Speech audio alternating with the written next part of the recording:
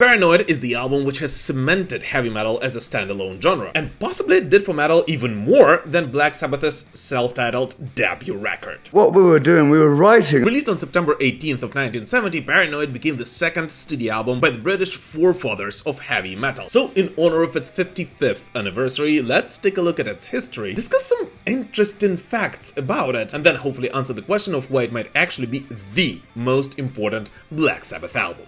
Here you go.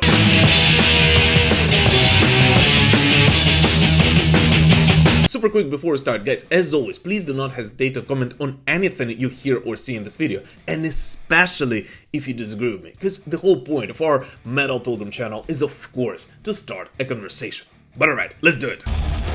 On February 13th of 1970, Black Sabbath released their eponymous debut album that did turn heads of pretty much everyone in the rock and metal world, and almost instantly reached top 10 chart positions in 5 countries, including the United Kingdom, Australia, Germany, the Netherlands, and France. And yes, almost instantly did become a cult classic. Oh no! The band themselves were actually quite surprised with that success, as according to Geezer Butler, the band was absolutely sure that the Black Sabbath album will not get pretty much any attention, and they couldn't even dream about appearing in charts at that point. But nevertheless it did, and it was an instantly great success, and especially for a then almost unknown band with a rather weird name. Thank you, good evening from Black Sabbath, thank you. And so, just like pretty much any other band would have done at their position, Black Sabbath did want to capitalize on that success. So in June of 1970, just 4 months after the release of Black Sabbath, the band entered the studio again.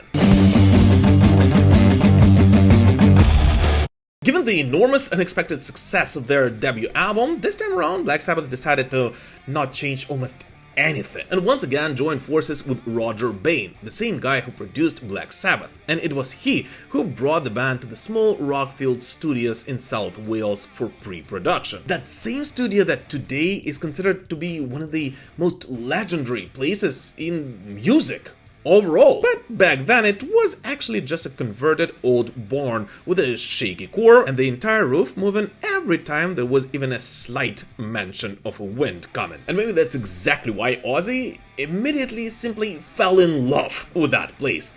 And so the work on one of the greatest metal albums ever released had begun.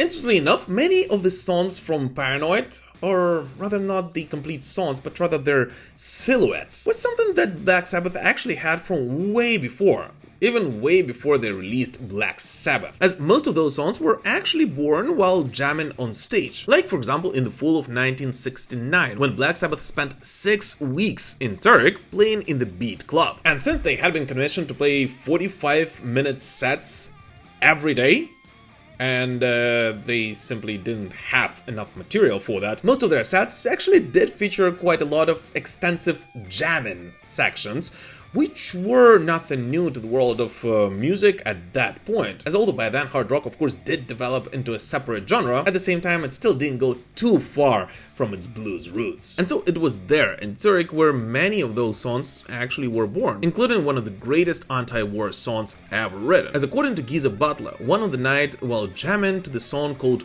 Warning, Tony Iommi got carried away and accidentally started a sequence which would later on lay the foundation for War Pigs.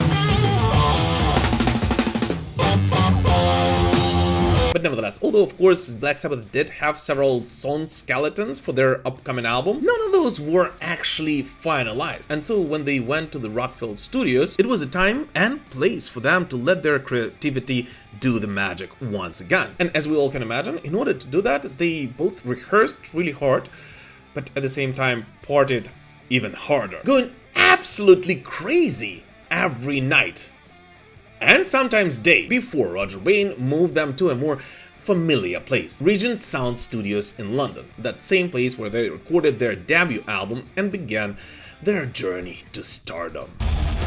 Back in the day, compared to Rockfield, Regent Sound Studios looked like a palace inside. But if we're being honest, it didn't really have the best equipment. Like for example a custom-made console without any mid-range whatsoever, which they had to dance around to make it work, and of course they did. By the way, interestingly enough, their sound engineer Tom Allen, yes, that same Tom Allen who also happens to be the producer of all the classic Judas Priest albums, did a lot of quite unusual things for that time. Like for example recording drums in stereo, which he did thanks to old pencil mics he found in the studio, or recording bass with split lead, with one going directly to console and the other off the cabinet, which, as Bane remembers, was very, and I mean very loud.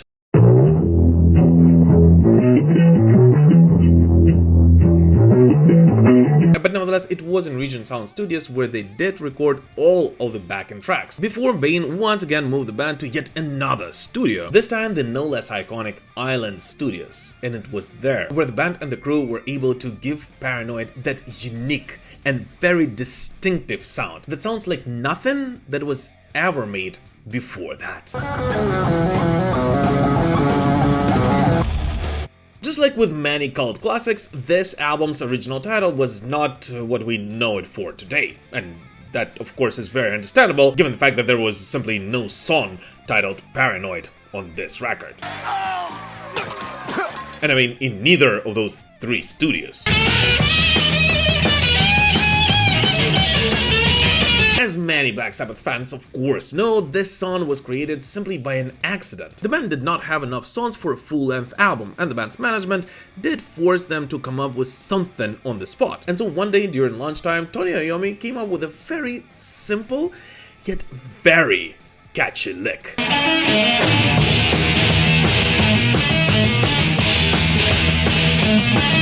As Bill Ward clearly remembers, Tony just sat in the studio and played on his own, yet it was simply mesmerizing. Then Geezer Butler took his bass, Bill sat behind the kit, and they all started grooving together with Tony, while Ozzy Osbourne was crafting the vocal lines in gibberish, as he usually did back then. People say my mind's all things with things that you can't see me now.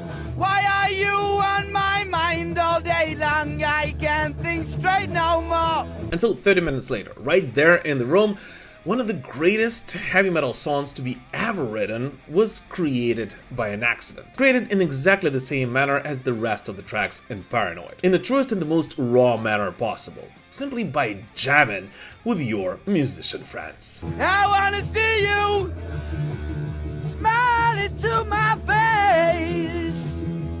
Oh yeah. But nevertheless, despite the whole fact that now the album was complete, and despite the whole fact that Ozzy Osbourne instantly knew that Paranoid would be a huge hit and it should be a single to the upcoming record, well, still, the band was not going to name an album after it, and instead was going to go with the name Warpigs after its opening song. Yet their label was very firm on them not doing that. Because you will obey my every command like some kind of beautiful brainless zombie robot. I'd be honored, Jill Sargent. By the way, originally Warpigs was actually named Walpurgis, as Geezer Butler always wanted to write a song about Walpurgis Night and show that Satan is not only something spiritual, but it was warmongers who were the real Satanists, the people with power who stand behind the wars and trying to get the ordinary people to fight for their interests.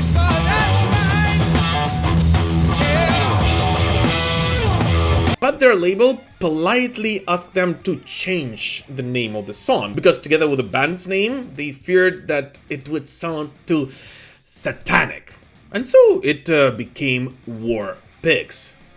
Yet, interestingly enough, after they renamed the song, Warner Brothers still didn't allow them to name an album after it.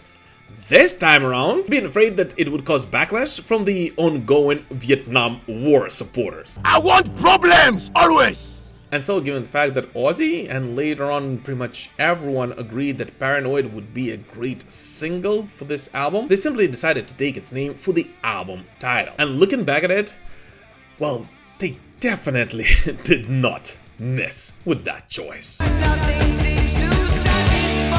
By the way, a fun fact, the original album artwork for Paranoid was actually created by Keith McMillan with Warpigs in mind. And Ozzy Osbourne actually vividly remembered seeing the proposed artwork for this album, and it did have the words Wordpix on it, which I really wonder what the flip happened to that original first press, and I can't even imagine how much it would cost today. But nevertheless, the whole idea behind that photograph with two men and swords and shields and pink leotards was actually done specifically to represent war pigs. Yet since the band simply did not have enough time to reshoot the artwork, as back then the album production cycle was way quicker than it is today in 2025, they simply thought, well, whatever, anyway no one will actually understand what the flip is happening there, and decided to simply change the title to Paranoid and simply go with it. On September 11th of 1970, Black Sabbath embarked on their massive tour in support of Paranoid, which, by the way, happened just a week after Black Sabbath fired their manager Jim Simpson. And now all of us Black Sabbath fans of course know Paranoid to be the closing song, the most awaited and the most anticipated track on every Black Sabbath concert. But back then, during the Paranoid tour, it was actually performed as an opener, before going into Hand of Doom and Iron Man, after which the band played a couple of songs from the first album, then once again returned into their sophomore record with Warpigs and Fairies Wear Boots, and closing the show with Wicked World, a B-side from the Wizard single released before the first album, which I'm thinking about now is simply a great outro for pretty much any concert, and I kind of wonder why the band stopped doing it ever since. We're just a lucky bunch of guys that got together and something magical happened. And of course it was during the Paranoid World Tour that Black Sabbath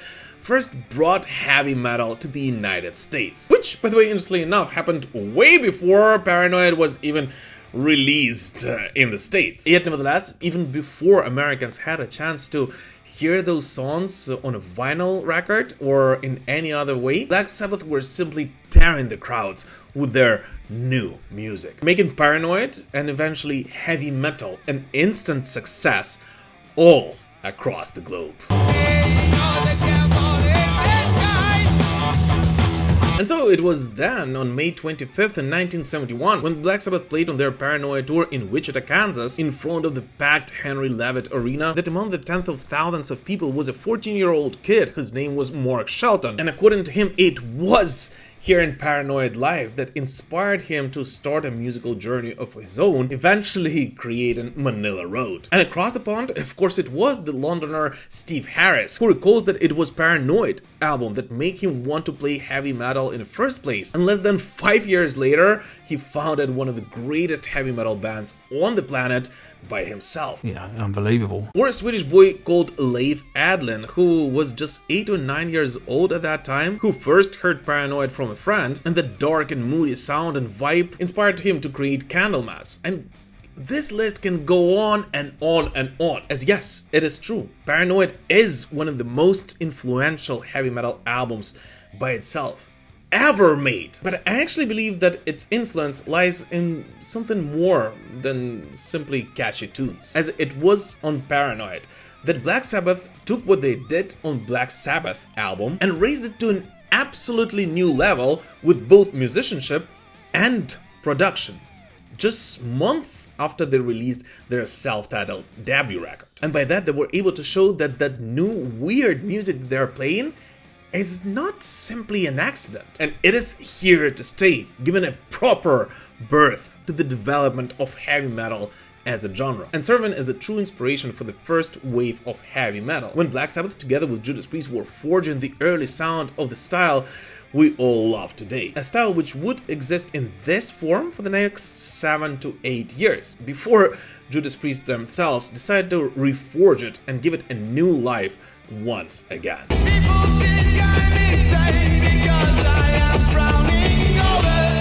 I guess a little off topic, but apparently you can now talk about it because Rob Halford has already announced it and teased it in one of the latest interviews. But yes, the song Warpex from this album will actually be released with both Rob Halford's and Ozzy Osbourne's vocals.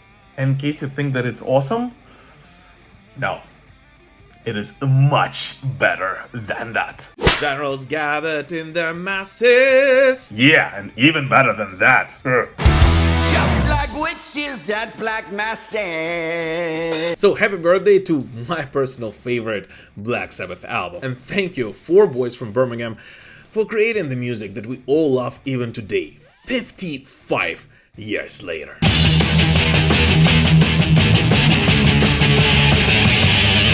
But anyways, what do you guys personally think about Paranoid, and which is your favorite song from this album? Please let us know in the comments. As always, thank you so much for watching this video, guys, and we will prevail. Slava Ukraini!